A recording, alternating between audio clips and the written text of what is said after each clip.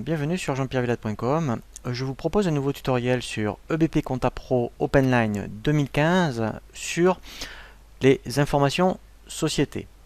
Après avoir abordé la création du dossier et l'ergonomie et la navigation, la première étape avant de créer les journaux et de créer votre plan comptable est de bien paramétrer vos informations société. Ce sont toutes les options que vous allez activer pour ensuite avoir une utilisation optimale de votre logiciel. Pour cela, dans le menu de ici paramètres, nous allons cliquer sur l'option société.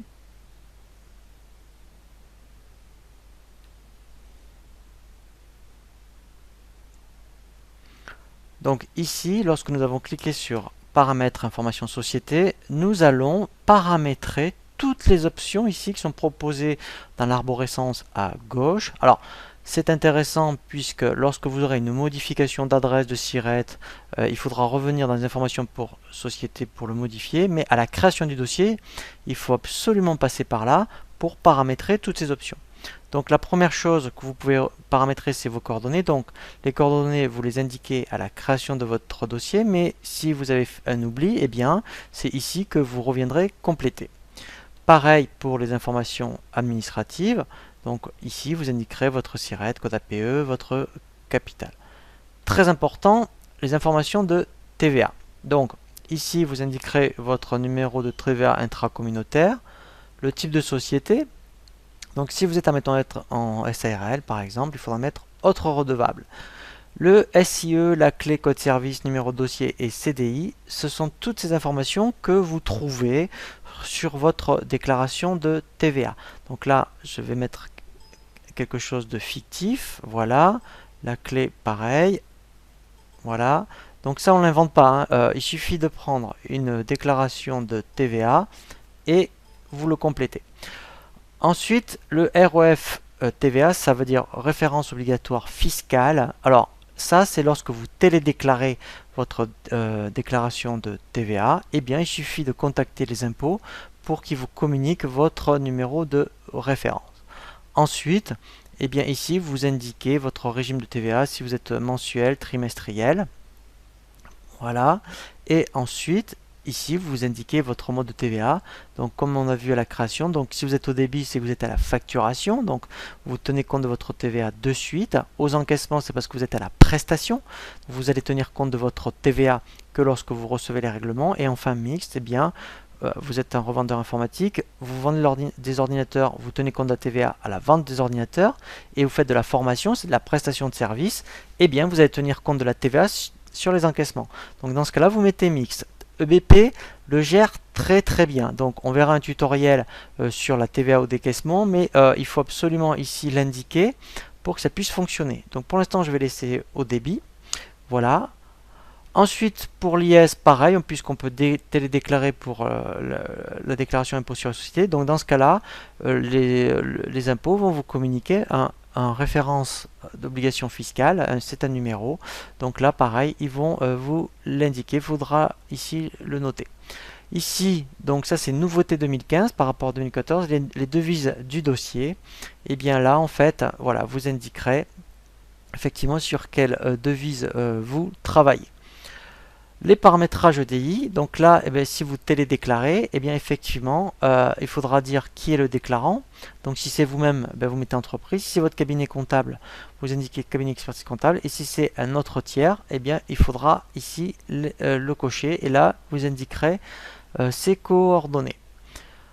Ensuite, donc, s'il y a un intermédiaire, après, effectivement, eh bien, il faudra donc ici cocher intermédiaire pour le partenaire EDI, et là même principe, il faudra indiquer ses coordonnées, et ici partenaire EDI, il faudra bien mettre le numéro d'agrément de votre partenaire EDI, et ici son adresse. Si éventuellement c'est EBP, puisque EBP a un portail qui s'appelle jedéclare.com, vous cocherez cette option et vous indiquerez les identifiants que vous a communiqué EBP. Si vous avez un organisme de gestion agréé, et bien ici il faudra indiquer les coordonnées, et vous pourrez même, si c'est l'organisme de gestion agréé qui télétransmet votre déclaration, cocher télétransmettre à l'organisme. Représentant fiscal, donc là c'est éventuellement s'il y a un mandataire, voilà, donc là il faut indiquer les coordonnées du mandataire. Alors le logo pour la compta, sincèrement c'est pas très important, mais nous reviendrons sur la GISCOM, là il faudra vraiment le mettre. Vous pouvez indiquer donc les cabinets de votre expert comptable, voilà, alors c'est facultatif, hein, voilà, et enfin le nom de votre expert comptable. Ici vous allez indiquer soit les coordonnées du centre des impôts dont vous dépendez, ou le SIE, c'est donc le service des impôts des entreprises, donc c'est soit l'un, soit l'autre. Si vous réglez par virement vos déclarations de TVA, eh bien ici il faudra indiquer quel est le bénéficiaire. Donc ici c'est soit les impôts ou le centre des impôts, vous indiquez, voilà, et là il faudra mettre le RIB des impôts. Au niveau des options comptables, voilà, donc ça c'est très très important. Ici, voilà, pour les à nouveau. Donc, par défaut, voilà, donc là, effectivement, quand vous clôturez l'année prochaine, eh ben, je vous conseille de laisser à nouveau avec détail. La génération, voilà, donc ça peut être à la clôture d'un exercice, hein, donc là, ça se fera automatiquement. Et alors, la création d'un exercice, normalement, on saisit les à nouveau, donc là, je vous conseille de mettre à la clôture d'un exercice. Comme ça, quand vous allez clôturer, eh bien, il va générer automatiquement les à nouveau. Ensuite, effectivement, là, vous laissez par défaut, quand il va générer les à nouveau, les comptes comptables, si c'est une perte ou un bénéfice. Ça, ici, très important. Donc là, il y a des nouveautés sur 2015. Il y a un nouveau format pour quand on génère un fichier de sauvegarde et un export par rapport aux impôts, donc c'est le format L47. Donc là, il va le générer automatiquement et donc il sera compatible par rapport au fichier que vous demandent les impôts en cas d'un contrôle fiscal. Donc là, ensuite, automatiquement, si vous laissez générer les impressions annuelles à la clôture, il le fera tout seul. Et le fichier d'export pour les impôts, vous voyez, il le fera tout seul au format L47A. L'analytique est budgétaire. Donc là, par défaut, on va laisser dans un premier temps les options proposées par défaut. On verra effectivement par rapport à un tutoriel qui vous sera proposé à la fois sur le budgétaire et l'analytique, par les options éventuellement qu'il faudra activer. Mais quand on démarre sur OBP Compta 2015, tout ce qu'analytique budgétaire, sincèrement, on laisse les options par défaut. La consultation, donc là, eh bien, là, on laisse aussi également par défaut les options proposées. Les effets de commerce, donc ça c'est, alors là tout est bien paramétré par rapport au compte comptable. Alors c'est vrai que on le fait, enfin comptablement ça se fait plus trop. On l'apprend surtout à l'école, hein, quand on remet un effet à l'encaissement, on passe d'abord par des comptes intermédiaires et après effectivement on passe par le compte 512. Donc EBP est capable de le faire. Il y a des options pour remise à effet à l'encaissement à l'escompte. Donc là comptablement il y a les options qui sont proposées par défaut. Environnement de saisie, donc là vous laissez les options par défaut. Voilà, donc ce qui est intéressant, c'est la fiche compte. Ici, c'est la longueur des comptes que vous allez décider. Alors, en fait, par défaut, EBP propose 15 pour les comptes généraux. Comptes généraux, c'est 6 et 7. Compte client et fournisseur, donc là, 411, 401. Et les autres tiers, c'est tous les autres comptes de la classe 4. Si vous voulez changer la longueur de ces comptes, on verra justement une option dans les outils pour changer la longueur des comptes. Par contre, je vous conseillerais de cocher au moins, alors voilà, donc là de cocher après ici, compléter à droite par des zéros quand on lancera l'option pour réduire, parce que ça je vous conseille de le laisser à 6. Après, en fonction, je dirais des noms de clients fournisseurs, vous pouvez laisser à 15. Et autres tiers, pareil, c'est les comptes de TVA, les comptes d'organismes sociaux, vous pouvez les laisser à 6. Et on verra dans l'option où on veut les réduire, on cochera, on dira compléter à droite par des zéros. Le rapprochement bancaire, je vous conseille de laisser par compte, puisqu'en fait on peut faire par journal, mais c'est pas intéressant.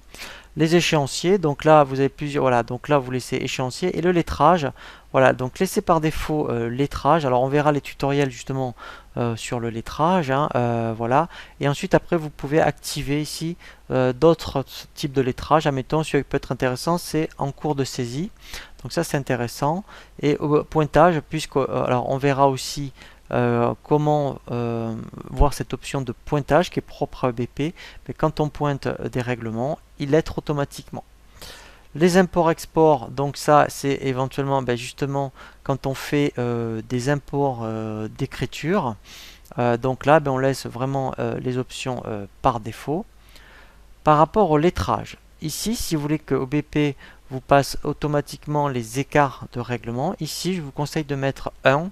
Comme ça quand vous aurez des règlements différents mais à hauteur de 1 euro, EBP automatiquement vous proposera de passer une OD, soit en votre faveur ou défaveur, selon le cas de figure. Note de frais, alors ça c'est un module à part, donc qui est proposé par EBP. Donc dans la compta, en fait, ça propose de récupérer toutes les notes de frais saisies par les collaborateurs par un portail sur Internet, et il va les récupérer dans un journal d'OD.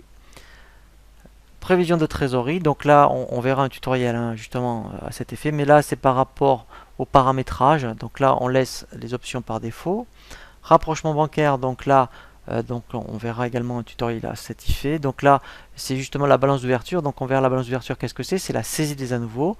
Et bien si on veut ignorer les rapprochements bancaires pour tout ce qui a été saisi dans la balance d'ouverture, il suffit de cocher ignorer la balance d'ouverture. Les règlements, alors là très important, donc si la majorité des règlements sont faits par chèque, vous laissez chèque, mais ce qui est très important ici, il faut créer votre banque principale.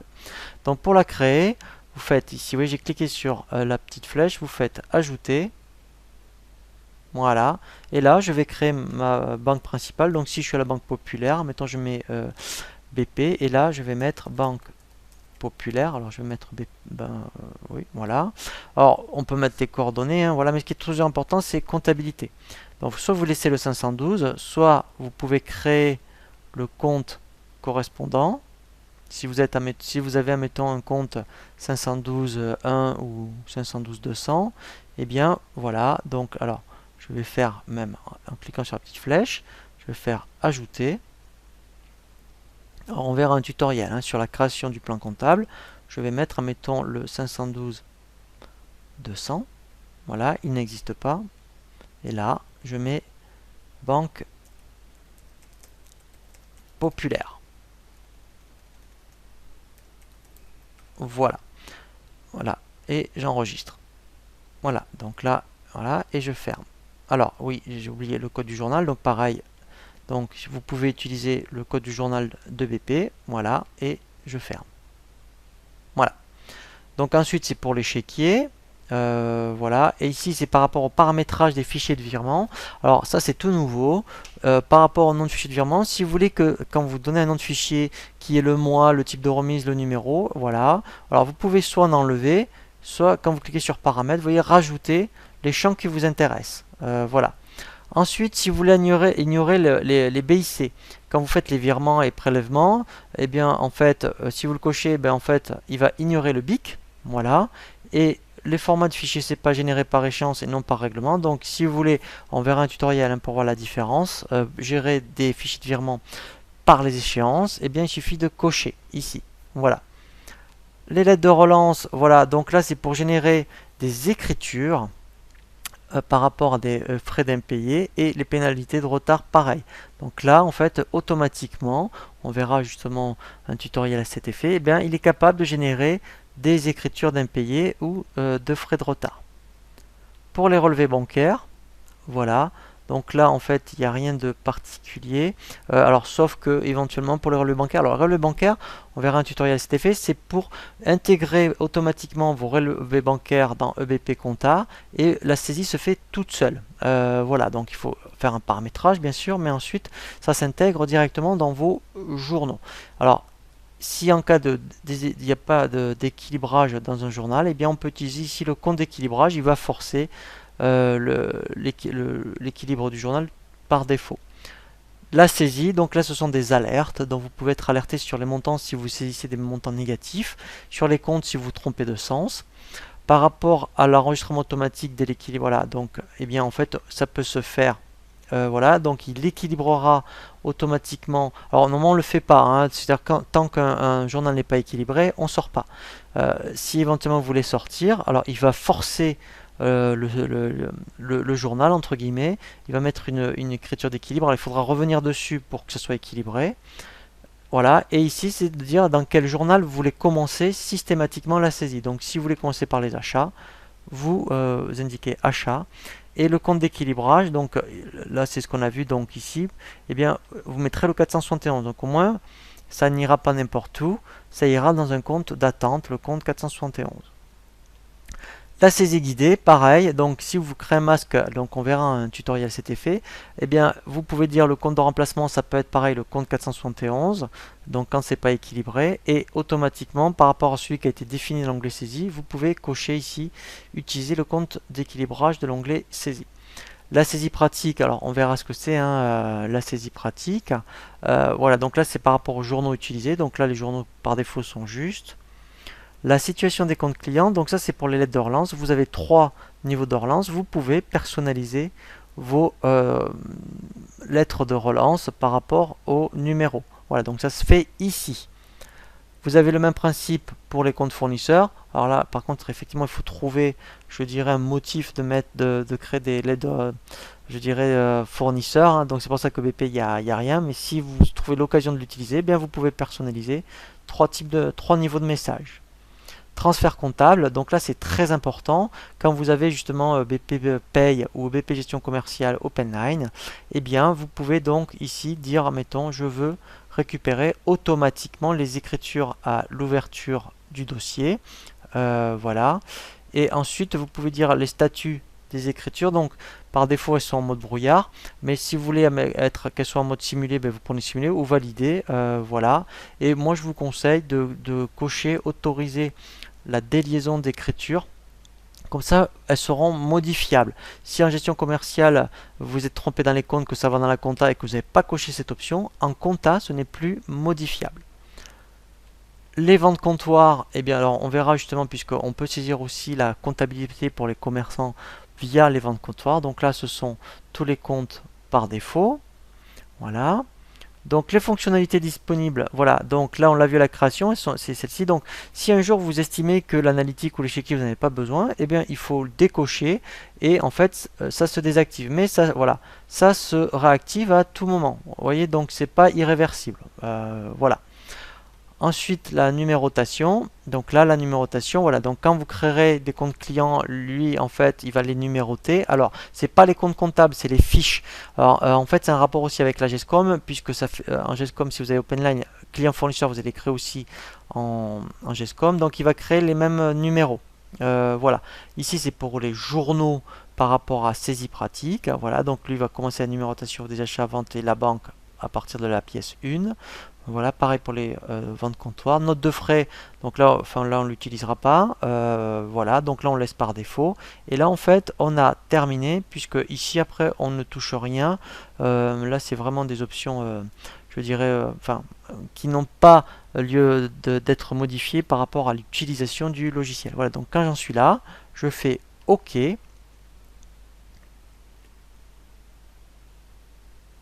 Voilà, donc là, mes options sont bien paramétrées par rapport à mon dossier EBP Compta Pro 2015 et nous allons voir maintenant un prochain tutoriel sur la création du plan comptable. Je vous dis à très bientôt sur jeanpierrevillatte.com pour un nouveau tuto.